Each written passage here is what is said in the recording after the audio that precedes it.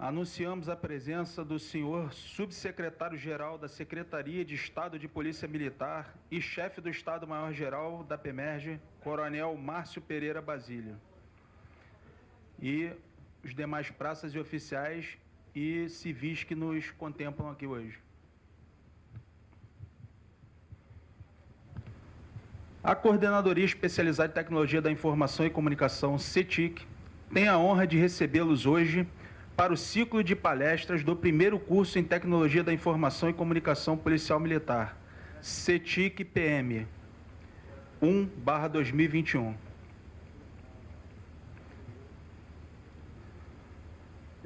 Convidamos o Tenente Coronel Leite, coordenador da CETIC, para uma breve explanação sobre o curso.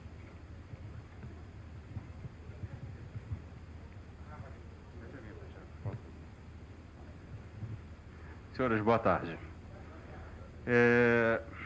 Só para fazer uma contextualização, né, do porquê estamos aqui e a importância de estarmos aqui, né?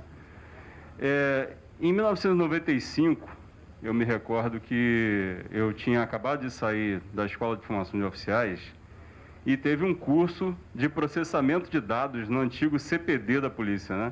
Onde hoje a gente está ali no terceiro andar do QG. Ali era o Centro de Processamento de Dados da Polícia.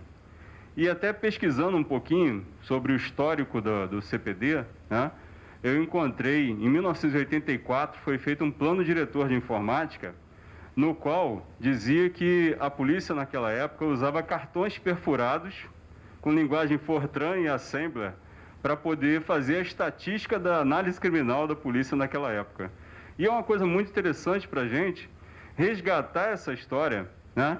E trazer hoje, depois de tanto tempo, desde 95 eu tive vontade de fazer, eu era aspirante, tive vontade de fazer o curso de processamento de dados e não tive oportunidade, entendeu? Naquele momento, né? Eu trabalhava em Petrópolis e aí morava em Petrópolis também. Então, assim, havia uma dificuldade até de locomoção, né? E aí fiquei só na vontade. Posteriormente, consegui fazer outros cursos, né? E principalmente nessa área, né, MBA e etc.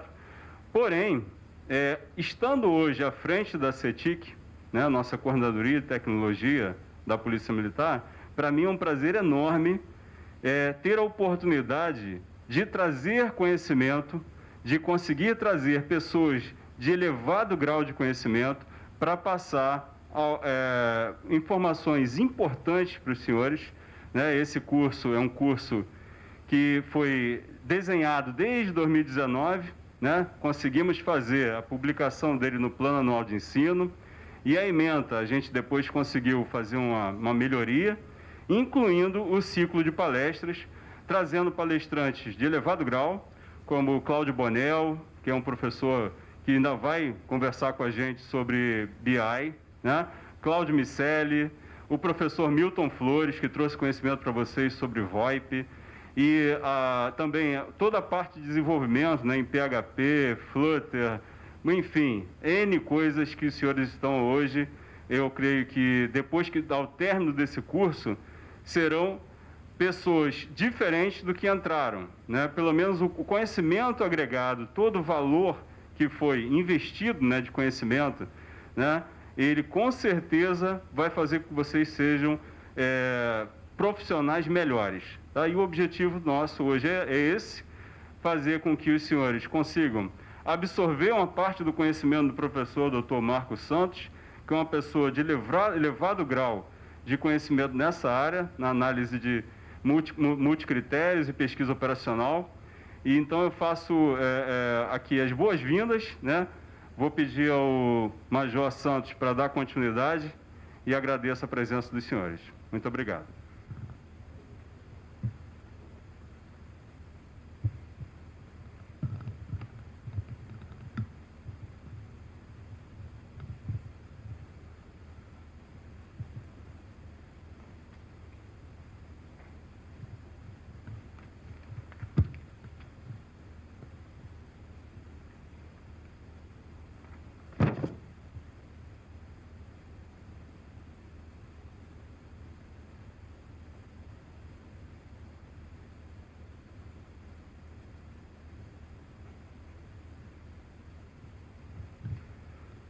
o senhor subsecretário-geral da Secretaria de Estado de Polícia Militar e chefe do Estado-Maior-Geral da PEMERG, Coronel Márcio Pereira Basílio, fará a entrega do certificado ao professor doutor Marcos Santos.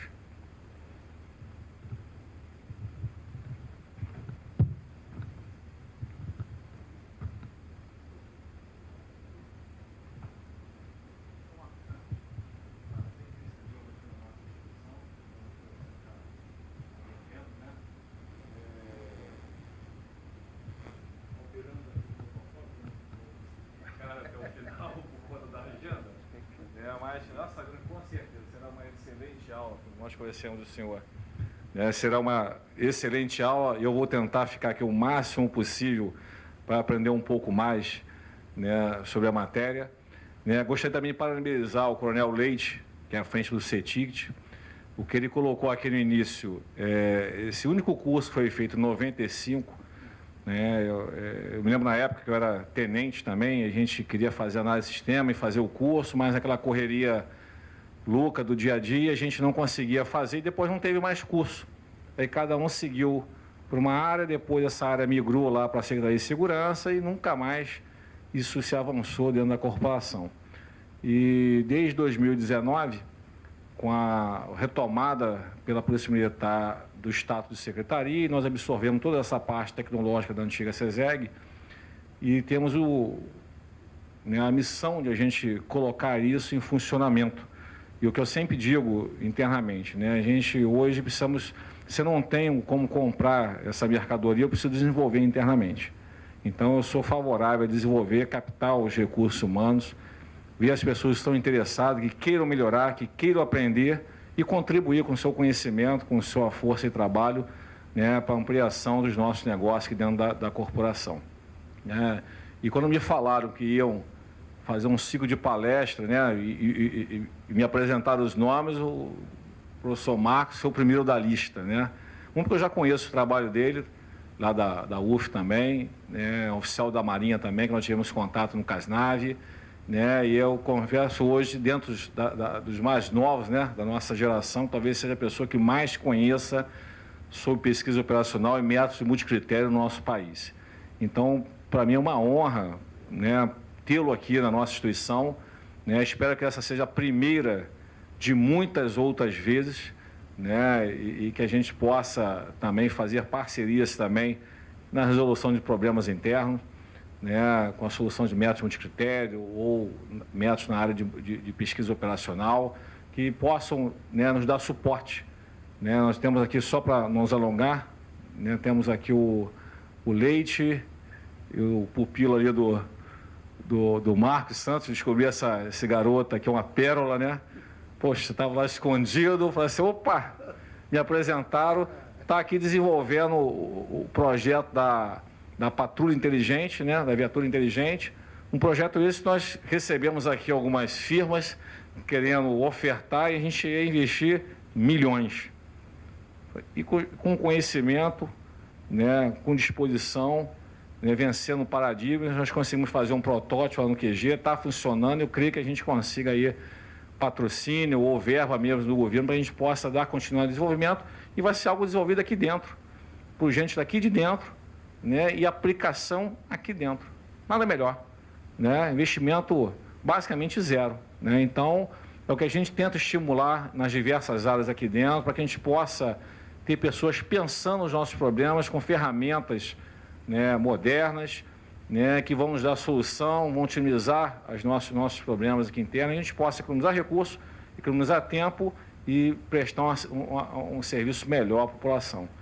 Com isso, professor, passa às suas mãos esse certificado, só para materializar aqui a sua passagem pela nossa instituição, eu acho que é apenas uma singela materialização, não chega nem aos pés do vosso conhecimento, tudo que o senhor possa contribuir conosco, tá ok? Muito obrigado e a turma é do senhor. Obrigado.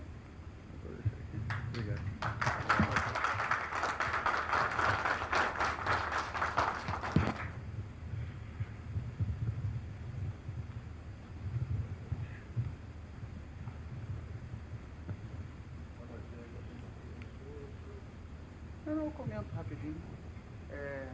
Vou pegar Bem, boa tarde, pessoal. Primeiramente, eu gostaria de agradecer o convite, né, do nosso amigo aí, Bruno, do Coronel Basílio, né? Já é uma honra muito grande estar aqui conversando com os senhores aqui na polícia, uma corporação importantíssima, né, para o nosso Estado, para o nosso país. E, assim, como o coronel falou, nós já nos conhecíamos desde a época do doutorado, lá na Universidade Federal Fluminense, né? Então, mais uma vez, estamos sempre publicando juntos aí trabalhos nacionais, internacionais, então fica o meu agradecimento. Antes de mais nada, eu deixei a apresentação disponível, é só escanear aquele QR Code, se alguém tiver interesse em baixar, é só com o próprio smartphone já, você talvez tenha que dar um zoom aí, né, para pegar, mas já consegue baixar aí a apresentação com todos os dados, tem meu contato, né, é só...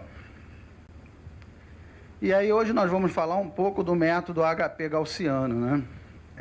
Eu vou comentar o método HP, estávamos até conversando aqui com o coronel nos bastidores, né? Certamente é um dos métodos aí mais utilizados no Brasil e no mundo. Eu vou até mostrar o quanto ele é utilizado. Mas aí há uma dificuldade muito grande que na hora de utilizarmos uma escala que eu vou mostrar, a escala de Saat, que ela é muito subjetiva. Nem sempre quem decide, né, nem sempre o decisor tem a segurança, né, ele fica à vontade para atribuir aquela comparação. Então, nós desenvolvemos, eu junto com o professor Carlos, desenvolvemos uma nova abordagem para o método HP, em que não é necessária a opinião do tomador de decisão para que ele gere o resultado, né? Então, esse que é a ideia do método.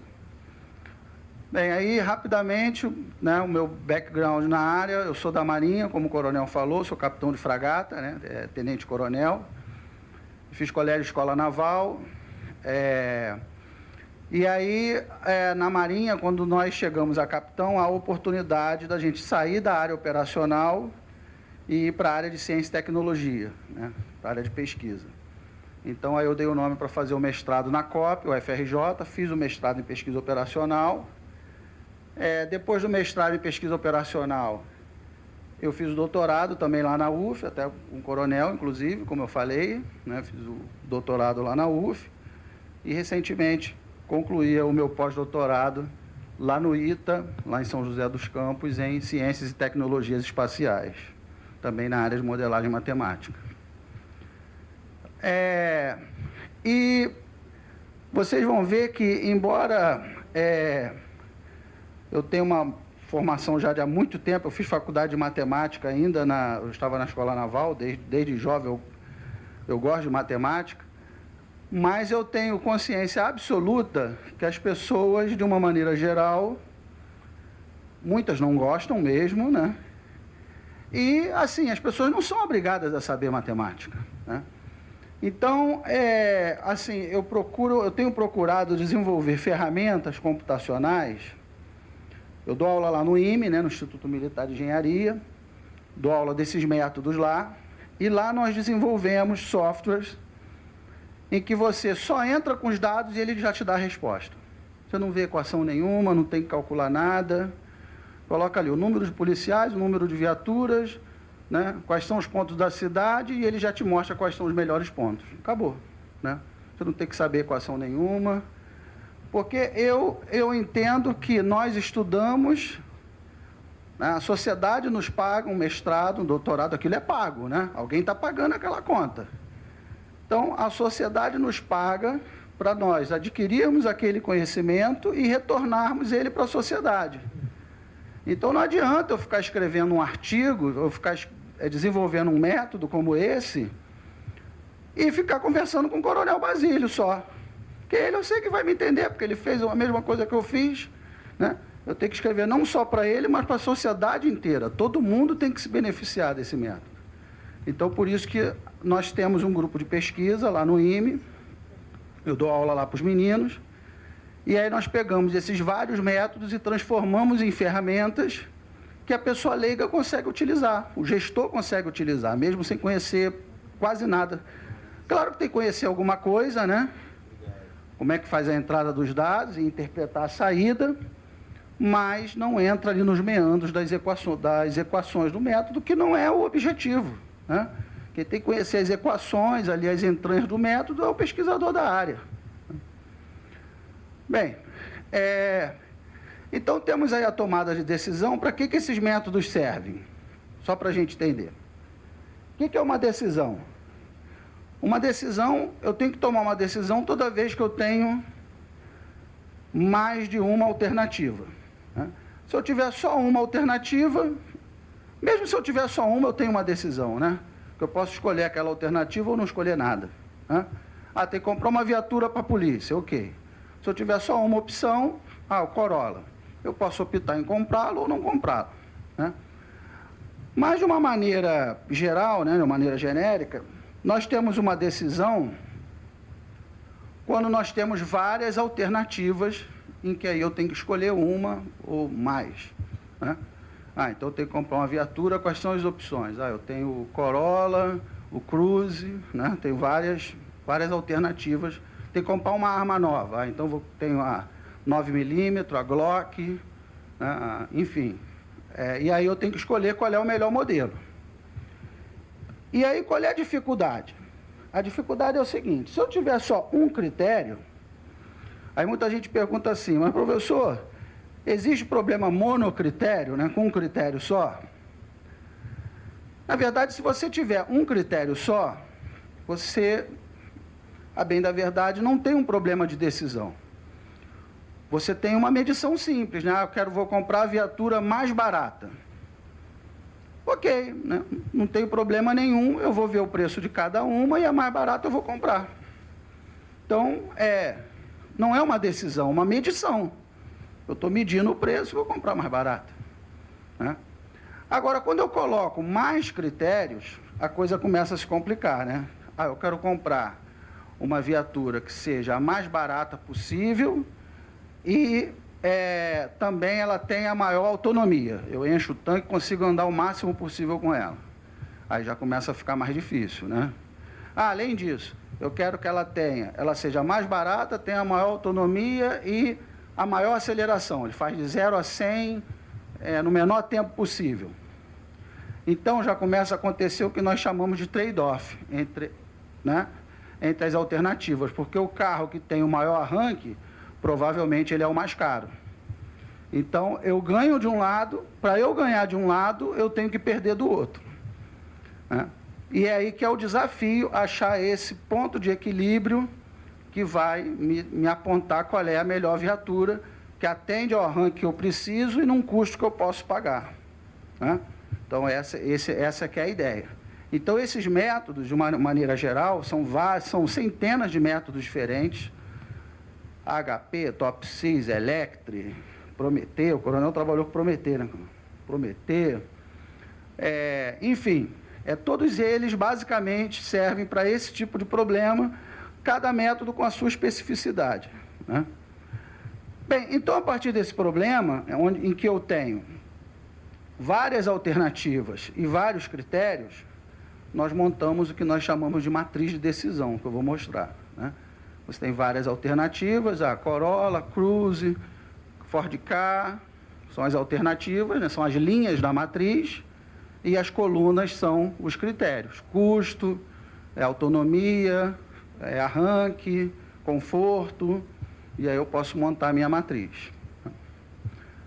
Bem, então está aqui o que eu acabei de falar, né? Eu coloquei ali para que depois vocês possam ler sobre o assunto.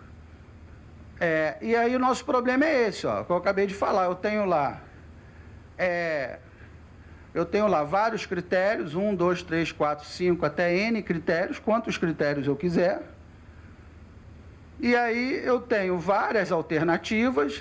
Então, como o exemplo que eu dei, né? Eu posso ter lá o critério, custo da viatura, critério 2, arranque, critério 3, conforto, critério 4, sei lá, espaço da mala, critério 5, e por aí vai, né? Quantos critérios eu quiser, quantos critérios o decisor julgar necessário. E aí tem as alternativas. Então, tenho lá o Corolla, o Cruze, o Ford Ka, e por aí vai, né? Como é que é o nome desse da Nissan? Esqueci o nome. O Versa, né? Por aí vai. E aí, ao aplicar um método nessa massa de dados aqui, isso aqui vai me gerar uma matriz, que eu falei, uma matriz numérica, uma massa de dados, né? E aí, ao aplicar um método, eu vou ter a solução do problema. Qual é a melhor viatura a ser comprada? Qual é o melhor armamento a ser comprado, a melhor pistola? Qual é o melhor major a ser escolhido para uma comissão?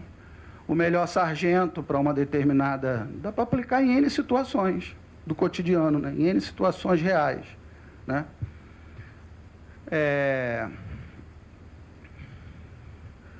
Tá bom, obrigado. E aí, como eu falei, nós temos aí vários métodos, né? Esse método que eu vou mostrar hoje é uma variação do método AHP, que é Analytic Hierarchy Process, que é um dos métodos mais utilizados. É um dos métodos, não, é o método mais utilizado no Brasil e no mundo. Mas nós temos vários outros, né? O TOPSIS, o TOR, e por aí vai. Prometeu, o coronel, na tese de doutorado dele, trabalhou com Prometeu. Enfim. Então, dependendo da especificidade do problema, nós vamos utilizar um método ou outro, né? E aí eu escolhi falar sobre o HP justamente porque ele é o mais utilizado no Brasil e no mundo. Então, né, quer dizer, normalmente é o nosso método de entrada, né? A primeira vez que nós somos apresentados ao assunto, né? Eu lembro quando eu fiz o mestrado lá na COP, há mais de 10 anos, eu tive essa cadeira, né? Método de apoio à tomada de decisão, e o primeiro método que eu aprendi foi o HP.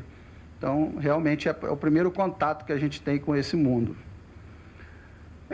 E aí eu propus uma mudança, né? Uma pequena mudança no HP, só que aí para a gente entender a mudança, a gente tem que entender o HP tradicional, né? Então, vou dar uma rápida passada no método, e aí depois vou explicar qual foi a mudança que eu propus. Então, vamos entender ali o Analytic Hierarchy Process. Foi criado pelo professor Thomas Saat. Eu quase conheci o professor Saat, né? Em 2017, houve um Encontro Nacional de Engenharia de Produção em Maceió. Ele viria ao Brasil. Eu escrevi um artigo utilizando o HP para apresentar. Comprei a passagem, reservei o hotel, e ele receberia, todos os pesquisadores que escreveram algum artigo utilizando o HP, ele receberia para dar um feedback, né? Claro que por uma quantia módica, né? O olho azul não dá mole para ninguém, né? Então, por uma quantiazinha módica, ele ia fazer ali dar ali um situation report ali sobre o... Que nada, ele ia de 5 minutinhos ali, ia dar um autógrafo, né? E pinga $100, né? Mas acabou que faltando um mês para o Enegep, ele morreu, em 2017, né? Então, esse aí foi o criador do método AHP na década de 70, ali finalzinho da década de 70 e início da década de 80. Então, essa é a obra dele, né? Decision Making, The Analytic Hierarchy Process. E aí, como eu coloquei ali, né? O HP é um método de tomada de decisão simples de usar e flexível, permite avaliação de problemas complexos baseados em critérios conflitantes entre si. Então, é o que eu falei, né? Eu tenho que escolher um oficial para uma determinada comissão. Ele precisa ser fluente em inglês, ele precisa ter domínio no Excel, ele precisa, enfim, né? Pô, de repente, o oficial que é fluente em inglês não sabe Excel, ou sabe pouco, né? E o que sabe muito Excel não fala tão... O teste dele de inglês, a nota não foi tão boa. Ou então tem um que... o teste de inglês foi muito bom, o TSI, eu não sei, aqui eles chamam de TSI, é o teste de suficiência, né, de idioma. O TSI foi muito bom, Excel é muito bom, mas o TAF, né, por exemplo, eu no TAF eu sempre vou mal, eu sempre me lasco, mas, né, é a vida. Então, a nota do TAF é baixa. Então, assim, vai depender do problema, né? Se o oficial for escolhido para, sei lá, ir para o Timor-Leste, para o Afeganistão, ele precisa, né? A aptidão é mais importante do que ele saber Excel, né? Aptidão física, né? Agora, tudo depende do problema que você precisa resolver, né?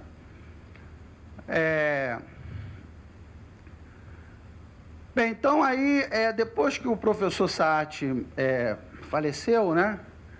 Foi escrito um artigo, né, no International Journal of Production Research, fazendo um apanhado, né, fazendo uma revisão, se eu não me engano, foi na Base Scopus, de todos os trabalhos no mundo utilizando o método HP. Então, até que foi ali, ó, de 1979, mais ou menos quando o método apareceu, né, até 2017, quando o professor Saati veio a falecer. E aí nós temos ali um panorama realmente que o método ele é aplicado praticamente no mundo inteiro, né? No Brasil e no mundo todo. Esse artigo é muito bom, eu tenho ele, se eu quiser depois eu até lhe passo. Bem detalhado. E aqui nós temos as áreas de aplicação, ó. Então, nós vemos lá, ó, métodos matemáticos, Business Management, Economics, Health and Social Issues, Computer Science, Engenharia Mecânica, Ciências Ambientais, Ciências de Materiais, Ecologia, né? E por aí vai, Estudos Sociais. Então, o método HP, embora ele seja um método matemático, vamos dizer assim, ele é totalmente interdisciplinar. Ele pode ser aplicado em qualquer área de atuação humana, né? Eu já vi aplicações em psicologia, em direito, enfim, meio ambiente, ele é totalmente interdisciplinar. Bem, aí a estrutura do método é essa, né? Então, tem um objetivo estratégico, como eu falei, quero escolher um oficial, quero escolher uma viatura, quero escolher um local para instalar um novo posto de policiamento, quero escolher, né? Eu tenho um objetivo estratégico e aí eu vou ter vários critérios de acordo com o tomador de decisão, que pode ser uma pessoa ou um colegiado, né? Não precisa ser uma pessoa necessariamente, né? Na Marinha, por exemplo, nós temos o almirantado, são lá 10, 12 almirantes, 4 estrelas, eles que decidem qual navio comprar, qual é o tamanho da Marinha daqui a 10 anos, então eles que tomam esse tipo de decisão. E aí, aqui, as alternativas, que são as possíveis linhas de ação, né? Bem, e aí como é que funciona o método HP? Isso eu estou falando tradicional, depois eu vou explicar a alteração que eu propus, né? Bem, eu monto uma matriz quadrada e, a partir dessa matriz quadrada, eu vou fazendo uma comparação par a par de uma variável com outra.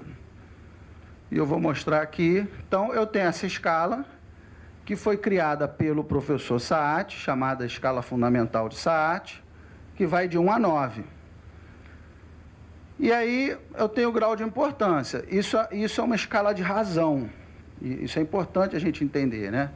Que se eu falo, por exemplo, vou comparar duas viaturas, né? Quero comprar uma viatura para a polícia. Então, eu vou comparar, por exemplo, o critério custo com o critério velocidade da viatura. Velocidade máxima, por exemplo. Se eu disser que custo em relação à velocidade é 3, se eu disser aqui que tem uma importância moderada, quer dizer que o custo é 3 vezes, isso é uma escala de razão, é 3 vezes mais importante o custo do que a velocidade, né? Se eu disser que é 1, quer dizer que tem o mesmo grau de importância. E às vezes eu resolvo alguns problemas lá na Marinha, né? O chefe diz assim, mas tudo é importante, velocidade é importante do navio, canhão é importante. Eu falo, mas aí a gente entra num problema, né? Porque quando tudo é importante, nada é importante, né? Então, o decisor precisa ser capaz de dizer o que, né?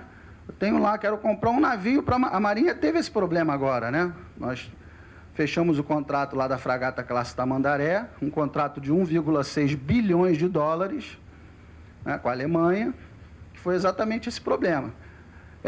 Para a escolha do navio, foram 215 critérios na matriz, né, uma matriz com 215 colunas, e aí qual seria o melhor consórcio a ser escolhido? E aí o decisor tem que dizer, não, para mim o custo é mais importante do que a autonomia do navio. A autonomia é mais importante do que... Né, o decisor tem que ser capaz de me dizer isso. Né? Então, nós utilizamos essa escala e, às vezes, alguém pergunta, professor, eu posso usar a escala de 1 a 10? Não pode. Essa escala é uma escala fixa, uma escala que é própria do método. Saat que criou essa escala de 1 a 9. Eu não tenho a opção de fazer de 1 a 7, ou fazer de 1 a 5, ou de 1 a 15, eu não tenho essa opção. Eu tenho que usar de 1 a 9. Tá? Bem, então vamos ver um exemplo, né? Deixa eu passar direto aqui. Então, quer dizer o seguinte, olha, eu tenho uma matriz lá que eu vou comparar uma variável A com uma variável B. Então, se eu disser que é sempre ali em relação à coluna, né?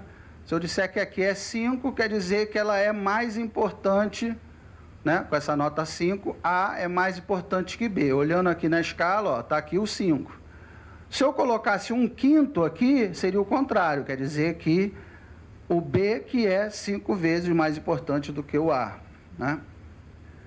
E por aí vai. Então, se aqui é 7, aqui é a mesma coisa, né?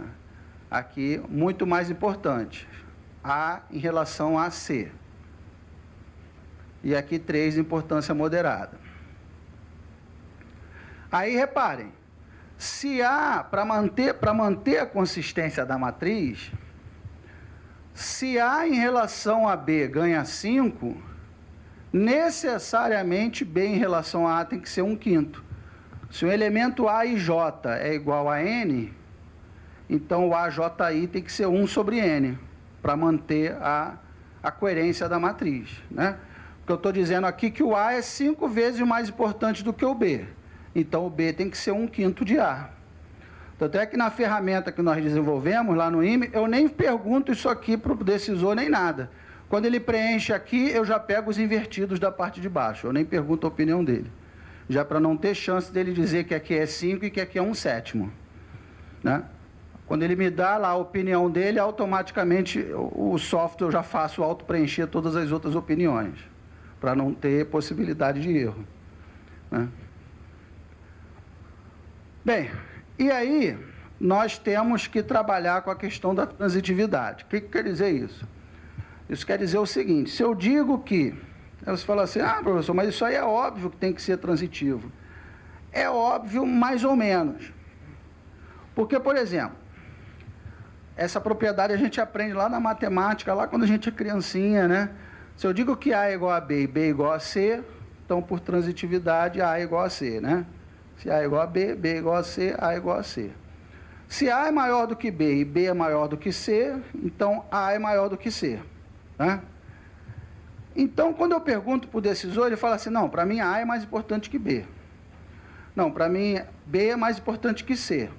Ora, se ele me disse que A é mais importante que B e que B é mais importante que C, automaticamente A tem que ser mais importante que C.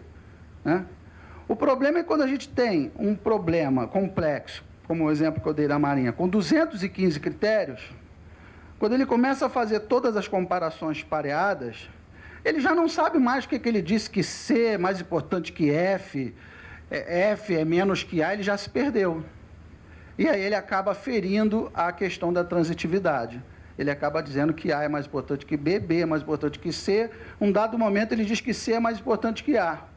Ele se perde e aí a matriz perde a consistência. Só que o Thomas Saat, ele já previu essa possibilidade disso acontecer. Então, nós temos uma maneira de calcular, que eu vou mostrar, que nos diz se as opiniões do decisor, elas são consistentes ou não. Repara, então, o objetivo do método é o quê? É tirar da cabeça do decisor o que é importante no julgamento dele e jogar numa matriz. E aí tem uma série de equações lá que o SAAT bolou, que vai me dizer se a opinião do decisor está coerente ou não. É isso. É transformar um pensamento num valor numérico. A ideia do método é essa. Que, assim, quando a gente para pensar, é uma coisa genial, né?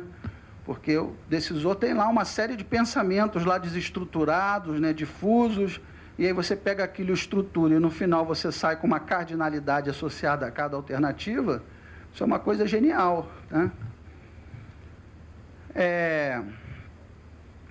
Bem, então, mas como eu posso avaliar a consistência dessas atribuições? Aí o SAAT, eu vou passar meio batido, porque o objetivo não é... Aqui eu considero que é assim, uma apresentação informativa, né?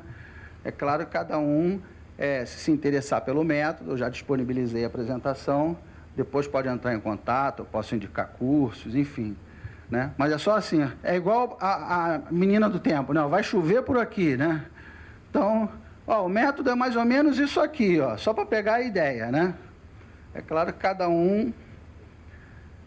então, o HP, ele possibilita, né, calcular uma razão de consistência mediante a comparação de um índice de consistência das atribuições do decisor quanto a um índice de consistência de uma matriz aleatória. E aí ele tabelou, né, ele deu lá esse valor de RI, não é a gente que calcula, esse valor já é tabelado, e aí já é a primeira limitação do método, que eu só consigo utilizar o método até uma matriz 15 por 15. Isso é uma limitação, né? Lembra que eu falei no início que são vários métodos? TOPSIS, HP, Prometer. O TOPSIS eu não tenho limitação nenhuma, eu posso ter 50 alternativas, né? Já no HP não, ó. Como o meu RI vai até 15, eu não consigo ter mais de 15 alternativas, por exemplo, né? Então, se eu for escolher uma viatura para a polícia, eu tenho que ter até 15 carros para colocar lá na matriz. Se for mais de 15, eu tenho que olhar outro método, né? E a mesma coisa para os critérios, né? 15 por 15. Isso vale tanto para os critérios quanto para as alternativas. Então, quer dizer, por isso que é importante nós conhecermos vários métodos, porque cada doença tem um remédio, né? Então, cada problema... Dependendo da característica de cada problema, eu vou usar um método ou outro. É o que eu falei, eu escolhi esse particularmente, porque eu acho que é um dos mais fáceis e é o primeiro que a gente aprende. Então, não é à toa que é o primeiro, é porque é o mais fácil de entender, é para a gente pegar o conceito do que é uma decisão multicritério, né? E aí depois a gente vai se aprofundando nos outros. Bem, então o SAAT propôs essa fórmula aqui, né? O cálculo de CI é o lambda máximo menos N sobre N menos 1, e o CR é CI sobre RI. E para as opiniões serem consistentes, para eu considerar a opinião do decisor consistente, esse CI tem que ser no máximo 10%. Ele aceita no máximo 10% de inconsistência, né? Ele também dá uma margem porque... o SAAT, ele percebeu que não é fácil você pegar as opiniões da cabeça do decisor e elas serem 100% consistentes. Então, ele falou, não, tem uma margem, mas é de até 10% de inconsistência. Vou dar um exemplo numérico, que fica mais fácil de entender. Bem, então, a estrutura do método é o seguinte, ó. Então, eu defino um conjunto de critérios e alternativas. Então, está aqui, essa é a nossa matriz, ó, que eu falei, a matriz de decisão. Então, eu tenho as alternativas. Então, por exemplo, eu tenho lá Corolla, Ford Ka, o Nissan, né? Temos várias alternativas e aqui nas colunas os critérios. E essa matriz é o que nós chamamos de matriz de decisão. Então, é o primeiro passo para a estruturação, para a aplicação do método. Então, depois aí eu vou fazer a avaliação dos critérios utilizando aquela escala que eu falei, né? A escala fundamental de SAAT.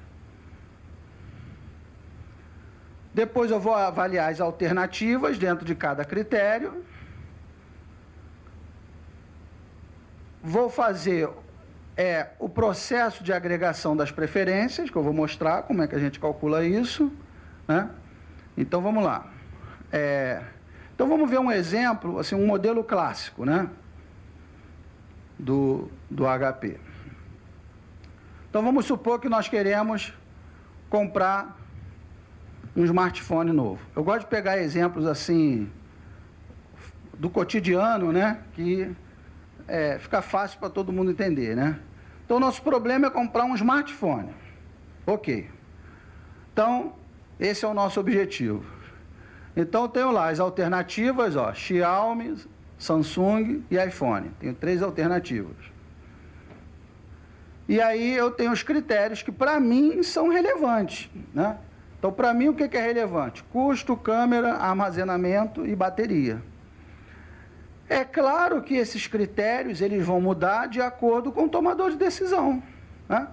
Se o tomador de decisão tem grana, ele vai falar, não precisa colocar custo, para mim é importante câmera, armazenamento e bateria, né?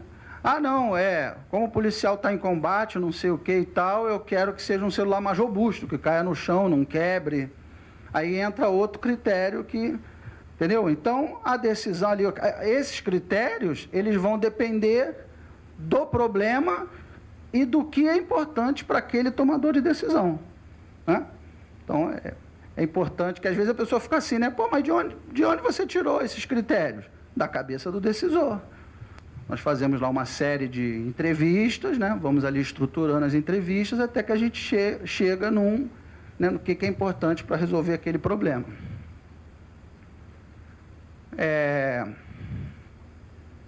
Então, vamos lá. Então, primeiro passo, precisamos, primeiramente, vamos analisar os critérios, viabilizando a obtenção das suas respectivas importâncias. Então, eu vou medir primeiro o peso dos critérios. Então, ó, eu vou montar uma matriz quadrada, reparem, que aqui não tem as alternativas. Ó, eu peguei os 4 critérios e montei uma matriz 4x4, né? Custo, câmera, armazenamento e bateria. E aí eu vou fazendo a comparação de acordo com aquela escala do Thomas Saat. Aí eu vou lá. Então, na diagonal principal da matriz, entra o número 1, por quê? Porque eu estou comparando um critério com ele mesmo, né? Então, estou comparando aqui custo com custo, câmera com câmera, armazenamento com armazenamento e bateria com bateria. Então, a diagonal principal da matriz sempre é 1. E aí eu vou lá, ó, vou fazer as atribuições ali na parte superior da matriz, ó. E a parte inferior vai ser os valores recíprocos daquela parte verde, né?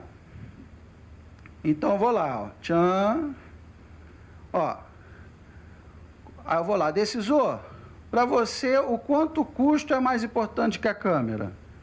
Ah, para mim o custo é 3 vezes mais importante. Na verdade, a gente não pergunta o quanto, o número para o decisor. Na verdade, a gente usa essa escala semântica aqui. Na verdade, a gente pergunta isso aqui para o decisor e depois que a gente faz essa transposição numérica, né? Decisor, se você tivesse que escolher o que é o custo para você em relação à câmera, é igualmente importante, tem uma importância moderada, é mais importante, muito mais importante ou extremamente mais importante? Aí o decisor fala, não, para mim é um pouquinho só mais importante, tem uma importância moderada. Aí você, opa, porque se você mandar ele dar um valor, ele não sabe dar o valor 5, 7, né? Mas a escala semântica, ele não tem essa dificuldade de atribuir esse valor semântico aqui. Não, é importante, mas só um pouquinho. Aí você, opa, já sei que é 3, né? Bem, e se aqui é 3, automaticamente, câmera em relação a custo tem que ser 1/3, é o valor recíproco, né? Se câmera é 3 vezes, se custo é 3 vezes mais importante que câmera, câmera é 1/3 do custo. Não poderia ser outro valor. Eu vou, decisor, o quanto que o custo é mais importante para você que o armazenamento? Ele fala, não, aí é mais importante, não é pouco mais importante não. Porque armazenamento, tudo bem, a gente armazena no computador, papapá, apaga, né? Então o custo é mais importante. Aí você, opa, então aqui é 5. Se aqui é 5, armazenamento em relação ao custo é 1/5. Aí depois eu pergunto para ele, decisor, quanto para você o custo é mais importante que a bateria? Ele diz, para mim é 7, né? muito mais importante. Opa, então aqui tem que ser 1/7. Então, repare, eu já comparei custo com todo mundo, né? Com câmera, com armazenamento e com bateria. Agora eu vou pular aqui para a câmera. Ó. Câmera com custo já está comparado. Câmera com câmera é 1. Então, vou comparar agora câmera com armazenamento. Decisor, quanto a câmera é mais importante que o armazenamento? Ele vai dar a opinião dele. Ele vai falar, para mim, câmera tem uma importância moderada em relação ao armazenamento. Então, vai ficar 3. Né? E aqui 1/3. E câmera em relação à bateria? Ah, não, para mim a câmera é muito mais importante que a bateria. Então, aqui 7, aqui 1/7. E, por último, armazenamento em relação à bateria. Ah, para mim, tem uma importância